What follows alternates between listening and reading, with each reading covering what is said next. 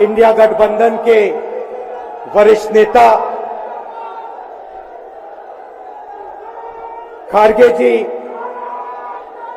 सोनिया जी, शरद पवार जी,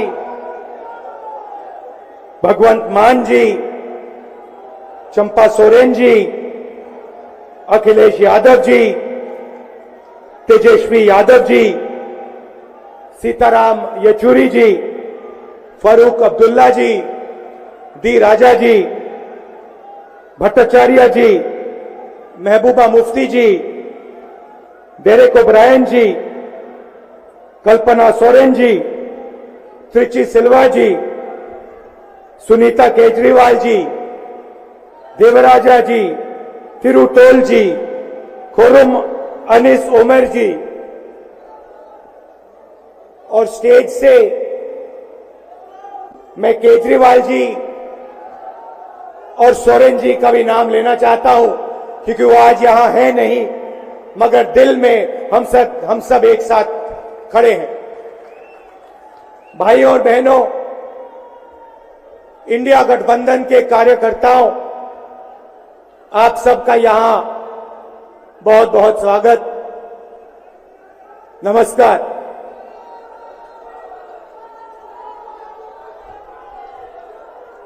आजकल आईपीएल के मैच चल रहे हैं, देखते हो आप लोग। मैच फिक्सिंग शब्द सुना है आपने? सुना है? जब बेईमानी से एम्पायर पर दबाव डालकर प्लेयर को खरीदकर कैप्टन को डराकर मैच जीता जाता है। क्रिकेट में उसको मैच फिक्सिंग कहा जाता है। हमारे सामने लोकसभा का चुनाव है। अंपायर किसने चुने? नरेंद्र मोदी ने। हमारी टीम में से मैच शुरू होने से पहले 2 खिलाड़ियों को अरेस्ट करके अंदर कर दिया।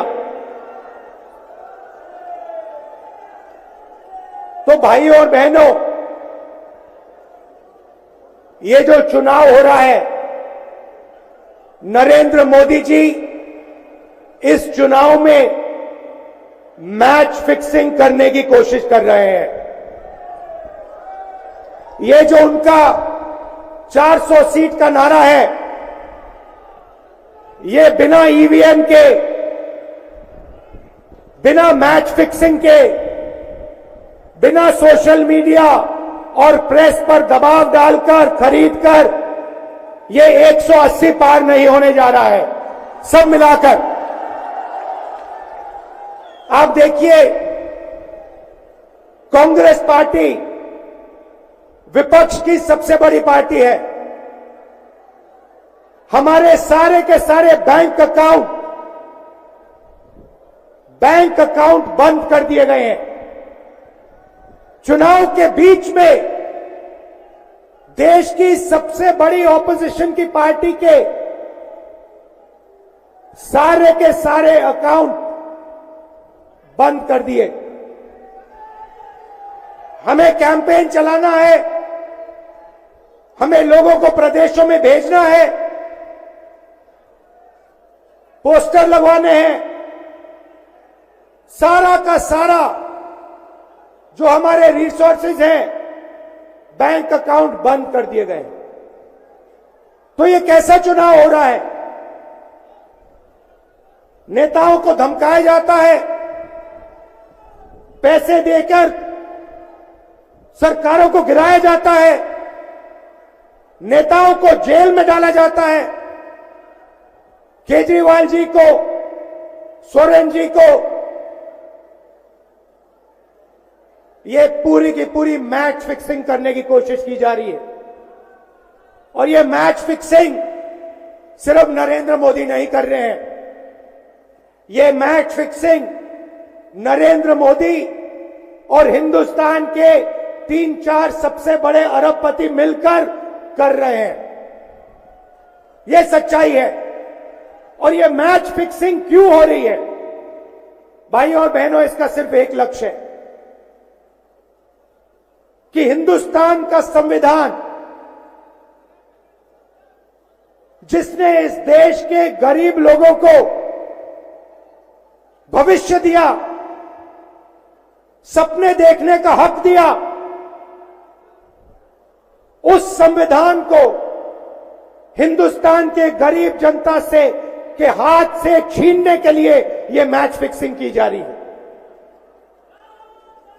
और मैं आपको बताना चाहता हूं कि जिस दिन यह संविधान खत्म हो गया, उस दिन यह हिंदुस्तान नहीं बचेगा।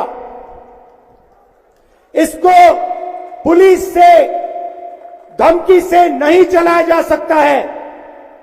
यह जो संविधान है, हिंदुस्तान की जनता की आवाज है, हिंदुस्तान के दिल की धड़कन है। इसको जिस दिन खत्म कर दिया गया, उस दिन यहां पे हिंदुस्तान नहीं बचेगा। अलग अलग स्टेट हो जाएंगे, हिंदुस्तान नहीं बचेगा। यही इनका लक्ष्य है।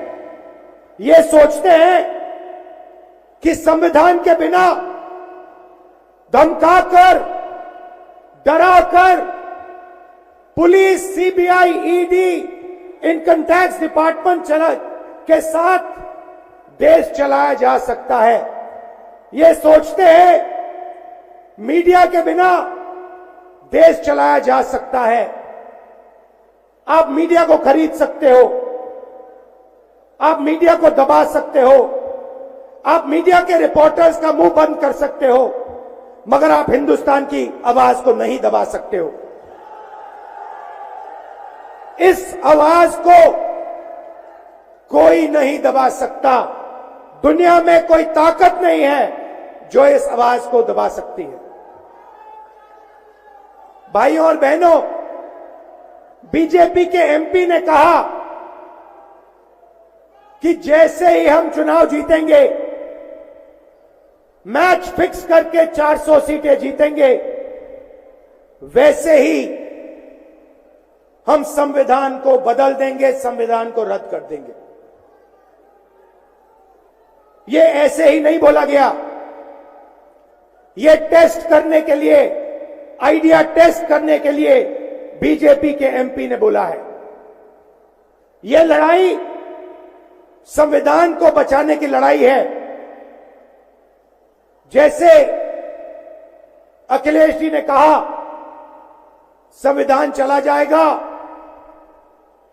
गरीबों के हक चले जाएंगे, आरक्षण चला जाएगा, और जो आपका धन है, गरीबों का धन है, किसानों का धन है, मजदूरों का धन है, वो 5-6 लोगों के हाथ में चला जाएगा। नोटबंदी की, जीएसटी लागू किया। मुझे बताइए, जीएसटी से, नोटबंदी से किस गरीब व्यक्ति को फायदा हुआ? किस छोटे दुकानदार को फायदा हुआ? किस किसान को फायदा हुआ? किस बेरोजगार युवा को फायदा हुआ? किसी को नहीं। 40 साल से सबसे ज्यादा बेरोजगारी हिंदुस्तान में आज है। 1% लोगों के पास हिंदुस्तान का पूरा धन, 22 लोग हैं। जितना धन उतने उनके हाथ में है, उतना ही धन 70 करोड़ लोगों के हाथ में है। ये संविधान को क्यों मिटाना चाहते हैं? क्योंकि आपका धन जो है आपसे छीनना चाहते हैं। मैंने जाति जनगणना की बात की, किसानों के एमएसपी की बात की, युवाओं को रोजगार देने की बात की।